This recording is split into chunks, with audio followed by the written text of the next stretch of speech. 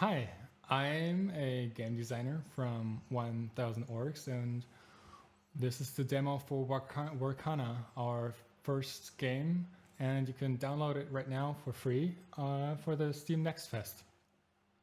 I'm going to show you one of the missions that you can actually play in this in the free demo. This is the Sandstorm mission, and you can see we have some towers, some economy buildings, and you can actually, with the middle mouse button, check out what kind of other cards you can actually get by playing these cards. So see the tech tree. But for now, let's just jump into the Sandstorm mission and check it out. Okay, welcome to the Desert Master. In order to conquer this realm, we will devote ourselves to void forging. And there is no time to waste. Pun, I guess? So they're desert, it's a deserty faction. So our enemy is already strengthening their defenses. We should start by expanding our economy. If we reach a significant economic advantage, we will be victorious. So accumulate 999 structure. Void forging is known for relying strongly on structure, and they don't get any mana. So instead of gaining structure from destroying enemy buildings, we gain mana in the ratio of 1 to 8 by destroying them. So we actually want to let's get our economy up and running. So, and this mission is actually not as important, but void forging is reliant on damaging the opponent for gaining mana. So, but mana is not as important right now in this mission. Exactly. So what do we have here? We have one opponent and we need to get 99 structure. So I don't think we will beat the opponent, because if we unpause for a second, yeah, they're gonna have massive base. Exactly. So let's just start off with the endless depth. We can either have an army that will with which we can attack our opponent, but like I said, I don't think we're gonna win by attacking. So these guys are probably on the bench for this mission. A crush that actually gives us structure. So if we want to have 999 structure, this would be a good thing. But this card, you can see on the like turquoise lines here, that this card will be destroyed on play. So I can only play it once. So in total, when I deduct the 35 from endless depth, it will give me 25 structure next turn, which is fine, but not as relevant right now. And I will discard a card, which at first seems like a negative, but it actually allows me to get rid of cards I maybe don't want to play anymore. And the sand guilds, and I'm just going to open up the tech tree by pressing the middle mouse button. And here you can see again, like some units that are actually not as interesting. Migrate to settle in, but settle in is a lot of mana. Maybe it's going to be a little bit difficult to actually get there. And a plunder. This plunder gives me 100 structure, so minus 40 from this to play the sand guilds. Plunder also will be destroyed on play, so it gets me 60 structure every turn. So that's actually quite a lot. That's 6% of what I actually want to do for your math heads out there. Exactly. For the towers right now, like I place a tower to the south just to make sure these corners are well defended, and one in the center, because you can see this border is actually the closest to our enemy spawn. So this path is just way faster than this one. So just making sure that the first attack does not just smash through my walls up here. Another crushing obelisk just to make sure. I'm gonna expand to the north. And I think I'm just gonna grab some structure from the Burning Atlas and another siege engine. So Trigger on first survive, so it actually has to survive for a turn, and trigger on survive. So this one will trigger every single turn. This one will trigger only once. This 65 structure, like I just said, like that's quite a lot to actually. Once I played like 10 of these bad boys, I am able to finish off this mission in like 2 turns. So that's real good. But I kind of feel like I also want a little bit more defense, and the siege engines, like we have already some siege engine prepared for the player, but I really want some more there. They are so powerful. The Gravitron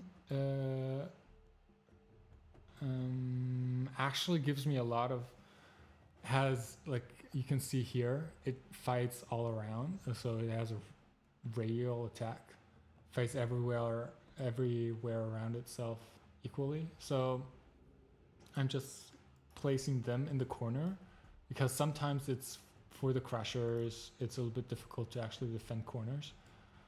The unstable spire has a way longer range, and also again I want to defend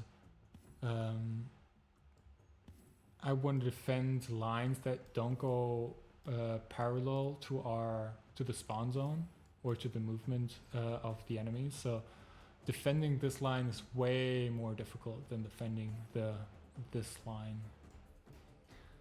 Exactly, I'm out of structure, so I can't play the entropy temple right now. But we should spend our structure to generate even more structure. If you already did, I couldn't tell because this sand seems to firmly enjoy the company of my eyes. So, exactly, I got the birding atlases again. I think I want to start off by placing some walls. Just dragging them over here. Kind of want to have a straight line, but that's fine. I think the corner is okay. And just finish off over here. So then I'm just gonna use the burning atlases to increase again my economy and add even more siege engines to my deck. The gravitrons are perfect for these corners, and here you can see a wonderful coverage from my siege engine to actually attack.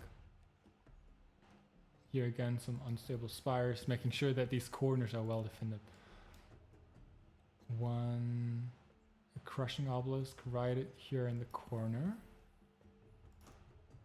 And some defense. So I'm gonna defend the left side. I'm gonna focus on the left side for now, because even though if the opponent is breaking through here, they're probably not going to kill me in the first turn when they can attack. So I'm pretty sure those are a lot of enemies though. So, God, I love the artillery. There you go. Oof. That's always extremely helpful, but now they're already at the wall. Got 30 seconds left to go. And yeah. This corner up here is kind of like creating problems because the crusher can't actually hit there quite like effectively. So do I even Gravitron? I did not play my sand guilds, which probably maybe is a mistake, but it should be fine. So we have our first breakthrough here. So we probably want to have a few more towers down here. Defend the entire area. But we are already up to 440, increasing our economic gain even further just to shore up the actual end of the game. But right now we're still in this survival mode where we just want to make sure that the enemy actually doesn't overrun us. I would really love to have there you go. Well, I do have an unstable spire in my hand. Just the coverage is just so perfect that it can get in this tiny corner and actually fight all these little minions that just get stuck there. One more over here, I think. It reaches a little far because like sometimes it's a little bit difficult for siege engines to actually hit the targets, or they will hit targets, but once the opponent is close to the walls, then the siege engine sometimes can't hit because everything is so close together and the siege engine wants to fire so far away.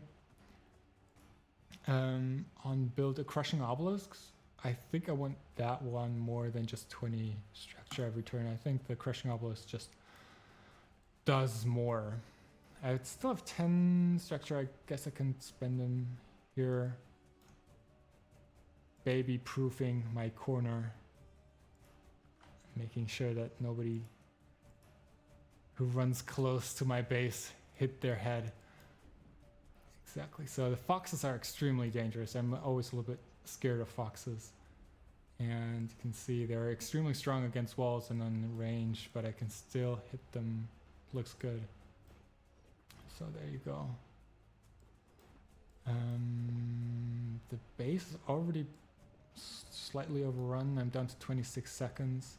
The crushing obelisks are kind of hardy, but I really wanted to like invest into more walls next turn. You never really want to overdo walls because walls don't do a lot. Like they allow you to survive for a little longer, but 440. Can we hold on to the economic of 440? Yes, 440 we have, which is good. 440 is perfect. This should give us plenty of structure to actually add some walls to every flank. So there you go. Add some more walls here. I'm not even sure if they broke through on this side because separating the enemies into smaller chunks, so these towers only have to deal with like the left-hand side. They will almost never come. The southern enemies will seldom run on top and then actually attack the towers. So allowing some units to attack my main building to then focus on one specific quadrant to protect my economic advantage actually helps out quite a lot. So there you go, some more economy, and I'm already out of like structure. So yeah, this turn was a lot of walls, and you can really tell like I did not get the biggest economic advantage. I'm on turn 3 and 60 seconds to survive, but I really wanted to play the siege engines, to be honest. And just adding more walls, let's see how that helps us. Like the longer the units are actually standing in front of the walls, the more units are attacking because they're ranged, making them way more dangerous. And here the corner, it's looking tough. We already lost the first wall. On top, this looks fine. This looks wonderful. The second wall like still stands on top. The first corner is breaking, but these obelisks are actually very, very hardy. So exactly like I explained earlier, we sacrifice some defenses on the bottom side. We still have like 2 seconds to go, so I won't die. And just to make sure that I survive on top, so on the north side. And now I can use the economic advantage I got from the north side to actually shore up the south side. Okay, there you go. I could possibly just trying to also include these two artilleries, but I think I'm going to do that later. For now, I'm just making sure that these new artillery units are actually there to defend. Another gravitron for the corners, a plunder, which is really helpful. Played that, tried to get that earlier, and some unstable spires, making sure that this corner is well defended. I think I still want to put my economy bonuses over here, crush, to get rid of this entropy temple. This is one of the earlier buildings, so I kind of don't need it anymore. I needed it to increase my tower, like my basic towers earlier, but didn't really have to play it. Like now in the later stages of the game, we should be fine. What else to break? So this one still looks a little bit weak. And the main line, like I said early, this one takes the biggest chunk of enemies. Just making sure that everything has at least some attacking. The enemies that just, it's like brushing your teeth, you know?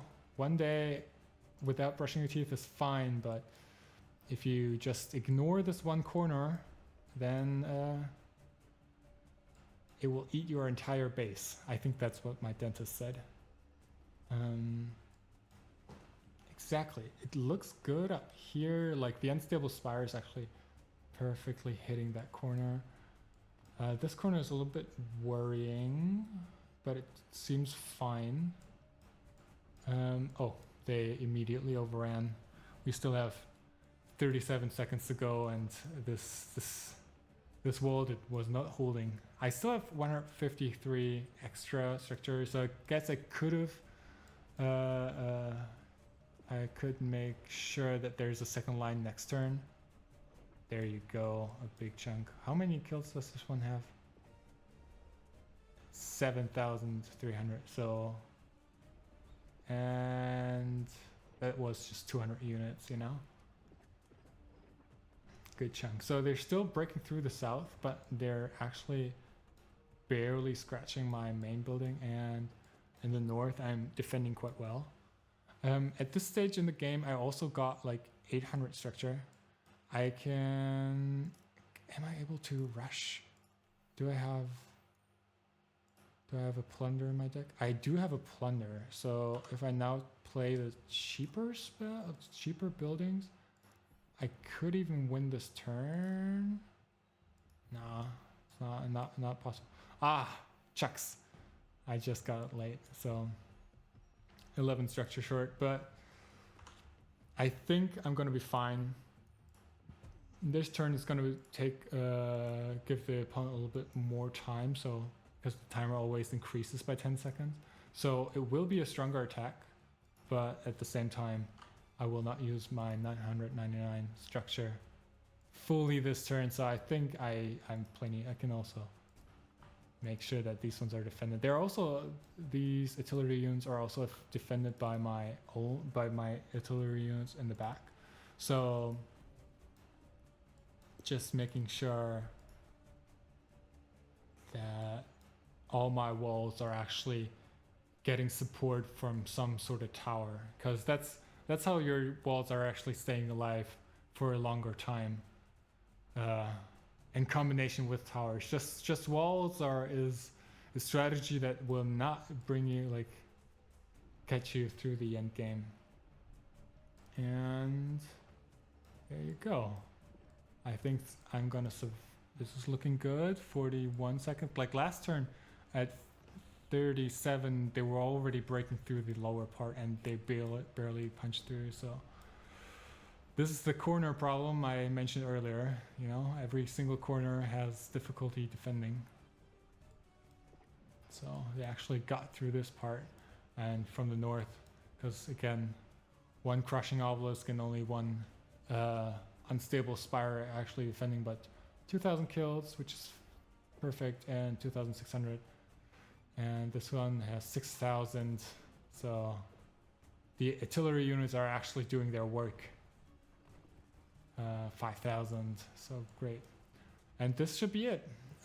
Thanks for watching. And if you haven't, download the demo right now. And check out WARCANA. Bye.